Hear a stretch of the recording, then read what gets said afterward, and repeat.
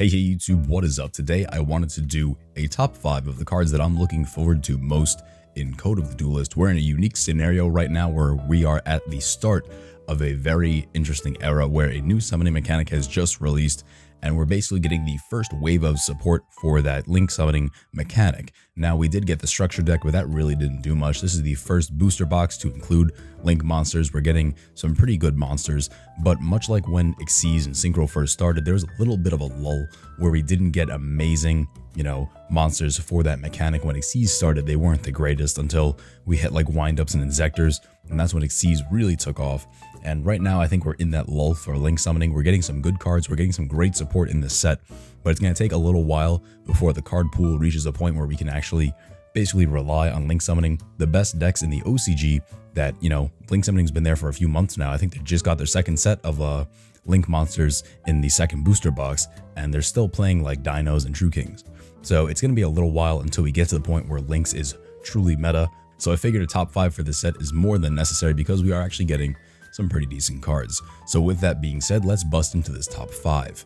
In the number 5 spot, I have Back to the Front. It's a normal trap, it's a common, it's a very, very good card. It's basically the power crept version of Oasis of Dragon Souls. You special summon a monster that you target in your graveyard and then bring it out in defense position. That's really good. The reason it's better than Oasis of Dragon Souls is it doesn't change it to a worm type, and it's a not continuous trap. It's a normal trap. I do think there will be some archetypes in the future that will take advantage of this card, much like how Oasis of Dragon Souls kind of came back once we got Blue Eyes, and how Call of the Haunted was played in Cosmo format. I think this card's going to have a format where it is very, very useful, and I'm pretty glad that it's a common, which means there isn't going to be a shortage of them. In the number 4 spot, I have Rescue Ferret. It's a very good card, but for now, it's a little limited in what it can do. Once we get more link monsters and greater variety in the link monster pool, I think Rescue Ferret is going to be probably bananas. I think this is probably gonna be one of the strongest link support cards there is. It's very strong now, but once the card pool increases and we have a lot more viable targets for it and a lot more ways to take advantage of its effect, I think it's gonna get a lot stronger. With that being said, it is going to be a chase secret because the TCG had to rarity bump it just so they could, rarity bump something. They didn't rarity bump too much in this set. I'm actually pretty surprised. So, they did rarity bump one card and his Rescue Ferret, so I'm kind of fine with that, to be honest with you. But either way, it's a very strong card, so you can see why the TCG decided to rarity bump it in the first place. And just in case you don't know what its effect is, basically you shuffle it from the field into the deck to special summon from the deck monsters whose total levels equal 6 when added together to any open zone a link monster is pointing to. So you can bring out as many monsters as you have as many zones that are being pointed to by a link monster. It's kind of hard to explain, it sounds a little weird, but if you have link monsters pointing to 4 open zones, you can shuffle Rescue Ferret back into your deck and then bring out 2 level 2s and 2 level 1s into those 4 open spots. The limitation is really that the monsters have to equal a certain level. I actually like that. It stops it from being too broken. And for now, I think the card is good, but I think in the near future, once we get a really, really good link archetype, I think it's going to be busted. So it's definitely a card to pick up now. Maybe not at sneak peek, but if you pull it, it's definitely something I consider holding on to. In the number 3 spot, I have REVENDREAD Slayer. It is basically the boss monster for the new TCG exclusive of Ritual Zombies. It is a very, very interesting archetype, and Zombies has a really good card pool to pull from. We have stuff like Mizuki Gozuki, Unizombie, the Shiranuis, which work really well with this card. I'm very excited to see what the TCG exclusive will become once we get the next wave of support, because these first 5 cards are actually fairly strong, and I think the next 5 cards could push it up into being completely meta relevant. It's a very, very strong monster as well.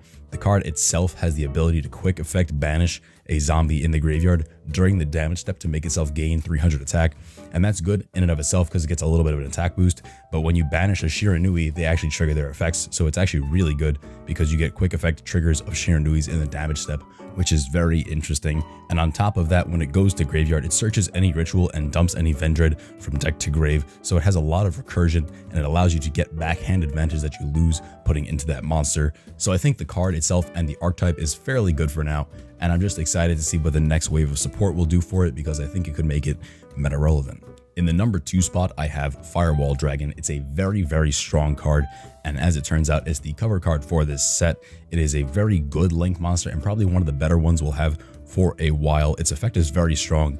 It's unassuming. If you read the effect at first, it doesn't seem like it's the best thing in the world, but its effect is very, very strong, especially the fact that it has such good interruption on your opponent's turn. A lot of decks can actually pump out 2 in one turn as well. I know for a fact that Spirals can pop out 2 in one turn, as well as World Chalice. World Chalice is a little more fragile when doing it. If you don't know what its effect is, it lets you bounce cards to hand from field or graveyard equal to the number of monsters that are co-linked to this card. That means not just having a card next to it that this card points to. Co-linked means that they both point to each other in that kind of fashion. So usually you get to bounce 2 cards from field or grave because that's usually the amount of cards you have mutually linked to it. And the fact that you can pump out 2 in one turn means you can bounce up to 4 cards, which is pretty ridiculous. And on top of that, there's another effect that makes it very, very good, because if a monster this card points to is destroyed by battle, you can special summon a monster from hand. I mean, if a card goes to grave, you literally just get the special summon from hand, and the fact that this card can add pretty much any card on your field or in your graveyard back to your hand means there's a lot of loops that are going to be possible with this card, and the fact that you can bounce up to like 4 or 5 on your opponent's turn is literally nuts. So I do think that this card is pretty much one of the best link monsters we'll see for a while, but for now it's not super easy to bring out in every deck. But once we get a larger link pool, like I said before, this card is definitely going to be dangerous. So I say pick it up because it's definitely going to be a staple in most link monster extra decks. And for my number 1 spot, I have Heavy Storm Duster. This is essentially Twin Twister, but a trap, and it doesn't have the discard cost. Instead, if you use it on your turn, you have to skip your battle phase. But being that it's a trap card, you just literally set it on your turn and then use it on your opponent's turn, and then it's literally free. You just literally gain card advantage on your opponent because you lose 1 card, but you pop 2 of theirs. So it's a very, very strong card. It didn't make a huge splash in Japan because they still have Harpy's Feather Duster, but being that we don't have Harpy's Feather Duster here, I think a quick effect Twin Twister without a discard cost will see a lot more play than it did in the OCG, especially in back row heavy formats. Thank you guys for watching this video. I hope you enjoyed. If you have any cards that were on your top 5 but not on mine, let me know in the comment section down below. I'd love to have a discussion with you guys about it.